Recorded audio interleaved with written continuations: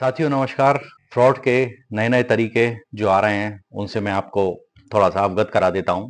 अगर आपके पास कोई भी इस प्रकार का कॉल आता है जिसमें आपको ये धमकी दी जाती है कि हम आपका मोबाइल नंबर जो है या फ़ोन जो है वो डिस्कनेक्ट कर देंगे परमानेंटली, तो ऐसे फ़ोन का या ऐसे मैसेज का कोई जवाब ना दें, क्योंकि ये सिर्फ एक घोटाला है, इसके अलावा कुछ नहीं है। आपको फंसाने का एक जाल है जिसमें षड्यंत्रकारी और जो साइबर क्राइम करने वाले फ्रॉडस्टर्स हैं वो सभी शामिल हैं। अगर किसी भी कुरियर कंपनी से आपको कोई कॉल आता है, आपको लगता है कि ये कुरियर कंपनी ने कॉल किया है, और जैसे ब्लू डार्ट जैसी जो कंपनियां हैं या डीएचएल कंपनी है, मतलब कई कंपनियों के वो फ्रॉडस्टर अपना वो बना लेता है नंबर, और नंबर पे वो एड्रेस डाल देता है, तो आपको ऐसा लगेगा जब ट्रू कॉलर में आपका कॉल आएगा तो आपको लगेगा ये ब्लू डार्ट कुरियर से आया है और आपका कोई पैकेज वास्तव में आने वाला है। तो अगर वो कहते हैं कि आप मतलब जानकारी के लिए 1 दवाएं, 2 दवाएं, 3 दवाएं, 9 दवाएं, 8 दवाएं, कुछ भी अगर आपको कॉल पे इस तरह का अगर आपको आता है, तो इस तरह के कॉल का कोई भी जवाब ना दें और उस कॉल को काट दें। अगर कोई पुलिस अधिकारी बनकर आपको कॉल करता है और वो ये कहता है कि आपका आधार नंबर चाहिए या आधार चाहिए, तो आप उसका जवाब ना दें, कॉल को डिस्कनेक्ट करें और उसको ब्लॉक कर दें। अगर आपको कोई बताता है कि आपको डिजिटल अरेस्ट किया गया है, डिजिटल आपकी गिरफ्तारी की गई है, तो उसका भी कोई जवाब देने की जरूरत नहीं है, क्योंकि ये भी एक प्रकार का घोटाला है। अगर आपको कोई इस तरह का कॉल आता है और जिसमें बताया जाता है कि आपके नाम पर एक पैकेज है और उस पैकेज को खोलने पर उसमें से ड्रग्स निकला है, तो उस कॉल का भी आपको कोई जवाब नहीं देना है और आपको फोन को डिस्कनेक्ट करना है और उसको ब्लॉक कर देना है। अगर कोई आपसे फोन पर कहता है कि आप ये बात किसी को नहीं बता सकते हैं, अगर आपने किसी को बताया तो हम आपको अरेस्ट कर लेंगे, ऐसा कर लेंगे, वैसा कर लेंगे, कोई धमकी दी जाती है, तो उसकी सूचना साइबर क्राइम पुलिस जो है नियुक्त की गई है 1930, उस पर कॉल करके आप ऐसे फ्रॉडस्टर की शिकायत भी कर सकते हैं। अगर कोई फ्रॉडस्टर आपसे व्हाट्सएप पर या एसएमएस के द्वारा कोई लिंक भेजता है या आपको कांटेक्ट करने की कोशिश करता है जिसको आप जानते तक नहीं है, उस पर रिस्पॉन्ड करने की कोई जरूरत नहीं है, आप उस नंबर को ब्लॉक कर दीजिए।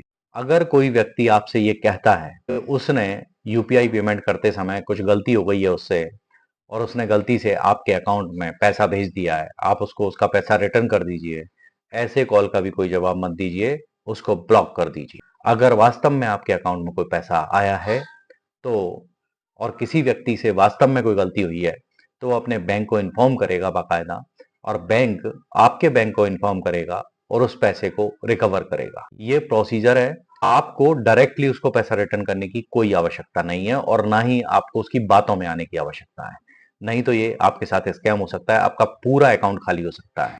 अगर कोई व्यक्ति आपको अपनी कार, अपनी मूल्यवान चीजें बेचने के लिए ऑफर करता है, जैसे ओलेक्स जैसी साइट्स बनी हुई हैं, उससे भी आप अगर किसी को कांटेक्ट करते हैं, अपना नंबर वहां पर छोड़ते हैं और कोई कॉल आता है आपके पास में कि आप कार देख रहे थे, ये कार मेरी है, वो आपको उस कार की फोटो भी भेज देता है और साथ में वो अपना आईडी कार्ड भी भेजता है। वो बताता है कि मैं सीआरपीएफ से हूँ या मैं बीएसएफ से हूँ या मैं आर्मी से हूँ, आई कार्ड आपको भेजता है अपनी पहचान के लिए और आपसे कहता है कि मैं आपको बेचने के लिए तैयार हूँ। उसका कोई जवाब मत दीजिएगा, वो भी एक स्कैम है। ऐसा स्कैम मेरे साथ एक बार किया जा रहा था, चूंकि मैं जानता था इसलिए मैं बच गया, आपको सावधान कर रहा हूं फिलहाल। अगर कोई फ्रॉडस्टर आपको फोन करके बोलता है कि वो स्विगी या जोमेटो की सर्विस से बोल रहा है, तो आपको वो बोलता है कि अपना एड्रेस कंफर्म करने के लिए आपको 1 दबाना है या 2 दबाना है, कुछ भी दबाने के लिए बोलता है, तो आप अपने कीपैड से कुछ भी ना दबाएं, कॉल को डिस्कनेक्ट करें और उसको ब्लॉक कर दीजिए। कभी भी कोई भी वीडियो कॉल आपको व्हाट्सएप पर आता है उसको एक्सेप्ट मत कीजिए।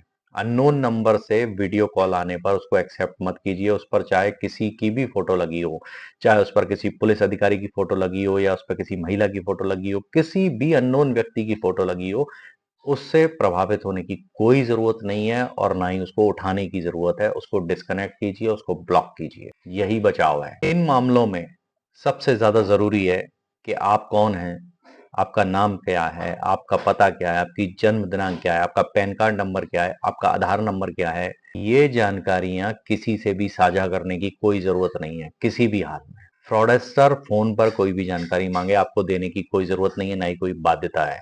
इसलिए आप इस बात को ध्यान रखें।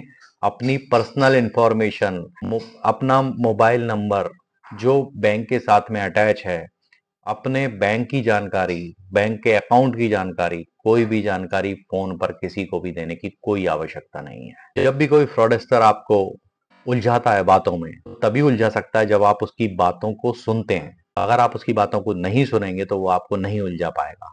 तो सबसे ज्यादा जरूरी है जागरूक बनने की। जागरूक बनिए और किसी भी व्यक्ति से, अनजान व्यक्ति से कोई भी वार्तालाप को आगे मत बढ़ाइए। आपको लगे कि ये बातों में उलझाने की कोशिश कर रहा है, अरे पहचानो मैं कौन हूँ, अरे मैं आपका दोस्त हूँ, अरे मैं आपका भाई हूँ, मैं आपका रिश्तेदार हूँ, वो सीधे बोल दो भाई मैं आपको नहीं जानता, डिस्कनेक्ट करो और सीधे ब्लॉक करो।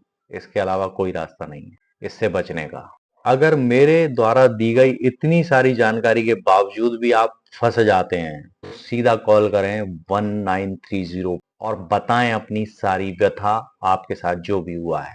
और एक चीज और मैं आपसे कहना चाहता हूं कि प्लीज अनजान आदमी के साथ में इंटरेक्शन ना बढ़ाएं। अपने अकेलेपन को दूर करने के लिए भी किसी से ज्यादा बात ना करें, इमोशनली अटैच ना हो। फ्रॉडस्टर जरूरी नहीं है कि आपसे एक ही मुलाकात में सारे पैसे ले ले।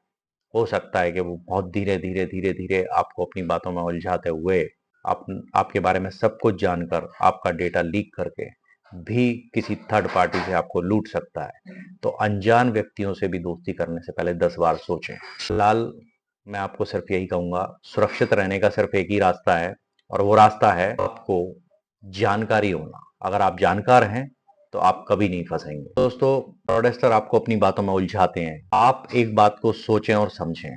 हमारे देश में कोई व्यक्ति अगर सरेआम किसी का कत्ल भी कर देता है, उसके बावजूद भी एकदम से पुलिस उसके घर पे नहीं पहुंच जाती है। पहले ये पता करती है कत्ल किसने किया, उसके गवाहों को ढूंढती है। जब गवाह बताता है फला व्यक्ति ने मारा है, कोई आई विटनेस होता है, कोई सीसीटीवी कैमरे का कोई प्रूफ होता है, उसके बाद में पुलिस उस व्यक्ति के पास में पहुंचती है, या पूछताछ के आधार पर पहुंचती है, या सर्कमटेंशियल एविडेंस के आधार पर उस व्यक्ति तक पहुंचती है। उसके बाद में ही कोई निष्कर्ष निकाला जाता है, तभी आदमी को गिरफ्तार किया जाता है। तो सोचो, एक कत्ल करने वाला व्यक्ति भी इतनी आसानी से नहीं पकड़ा जाता है, उसको पुलिस नहीं पकड़ती है। तो फिर आप तो घर में बैठे हैं, आपने कोई अपराध नहीं किया है, तो फिर कोई आदमी आपको डराता है कि मैं आपको अभी अरेस्ट कर लूंगा, अभी आप अरेस्ट हो जाइए और अभी फलाने थाने पर जाकर के आपको रिपोर्ट करना है, ये करना है, वो करना है। तो हम क्यों जाएं भाई? आप में दम है तो आप स्वयं आ जाओ ना, आप स्वयं सामना करो ना हमारा। आप हमारे पास आकर के हमको अरेस्ट करके लेके जाओ ना। इस तरह का एटीट्यूड जब तक आपका नहीं होगा ना, तब तक ये फ्रॉडस्टर आपको इसी तरह से लूटते रहेंगे। तो फिलहाल वीडियो में इतना ही, केवल जागरूक करने के लिए मैंने आपको ये सारी उनकी जितनी भी ट्रिक्स अभी तक सामने आई हैं उनको बताने की कोशिश करी है, और उनकी कोशिशें जारी हैं और हम भी आपको जागरूक करने की कोशिश कर रहे हैं। बस वीडियो में फिलहाल इतना ही। अगर आप इसी तरह के वीडियोस देखना चाहते हैं तो मेरे चैनल को सब्सक्राइब कर लीजिए और बेल आइकन को प्रेस कर दीजिएगा, जिससे आपको मेरे आने वाले वीडियोस का नोटिफिकेशन जरूर मिल सकेगा। वीडियो प्रेम पूर्वक देखने के लिए आप सभी का बहुत बहुत धन्यवाद। नमस्कार।